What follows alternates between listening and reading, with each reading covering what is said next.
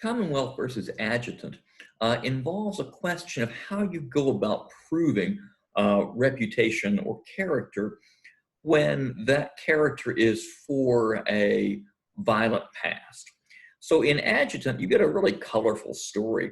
The defendant is a prostitute who went to the victim's home, and her claim was that he swung a crowbar at her, and she took a knife and stabbed him. And the question is, which of these two stories is true? And the method of proving first aggressor can be really quite critical in a case like this. The rules of evidence 404 clearly state that the defendant can in fact offer evidence of the reputation of the victim for aggression. But how do you go about doing that? What does that method of proof look like?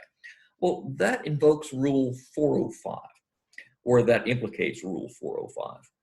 And in that rule, we learn that if character is an actual issue in the case, as it is in a libel case, as it was in the Time versus Schaefer case, then you can prove character in a case like that through specific acts.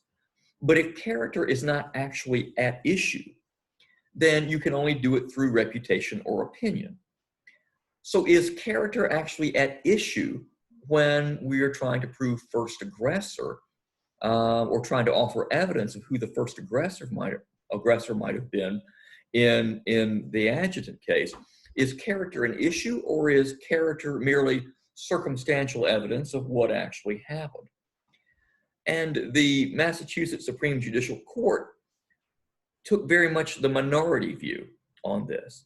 Most jurisdictions require proof of first aggressor to be reputation of aggression, to show first aggressor, to be through reputation. In other words, if the defense wants to show that the victim had a reputation for being aggressive and for starting fights, that's pretty much all that the defense could get out of a character witness. Did the victim have a reputation for starting fights? Did he have a reputation for aggressiveness? That's about as far as you can go with a character witness in most jurisdictions, certainly in federal jurisdictions, under Rule 405. The Massachusetts Supreme Judicial Court took a different tack, and it's because they're a little bit more loose in terms of their application of the rules of evidence. They've adopted the federal rules of evidence, but made them only advisory. And for that reason, that they view the interpretation of other courts interpreting the federal rules of evidence to be less persuasive, and they tend to base their decisions more on their own perspective of policy. And so in the case of Adjutant, the Massachusetts court said, let's look at the quality of evidence in both methods of proof. If Adjutant was limited to saying yes, or limited to calling a witness who would say, yes, the defendant had a reputation for aggression, how much weight will the jury add to that? But if we learn, as was the case in Adjutant, that the defendant actually had a history of using a crowbar against people in the past, as she claimed he did here, wouldn't that sort of evidence be more compelling? And of course, everyone recognizes that it would be. But the question is, how much weight do we want character evidence to play in the determination of facts? We saw this when it was used for the defense in the Michelson case, and here it's being used for the defense to show first aggression. And a lot of courts are reluctant to allow the past to be a prediction of the future, either against the defendant or for the defendant.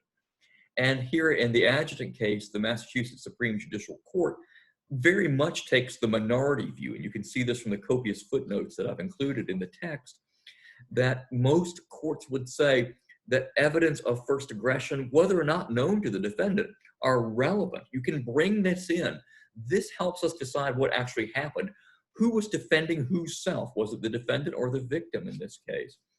You can bring that evidence in, but for most every jurisdiction in America, it's going to be limited to the very kind of sterile summary conclusion from the character witness for the defense that the victim had a character for aggression, not that he previously used a crowbar.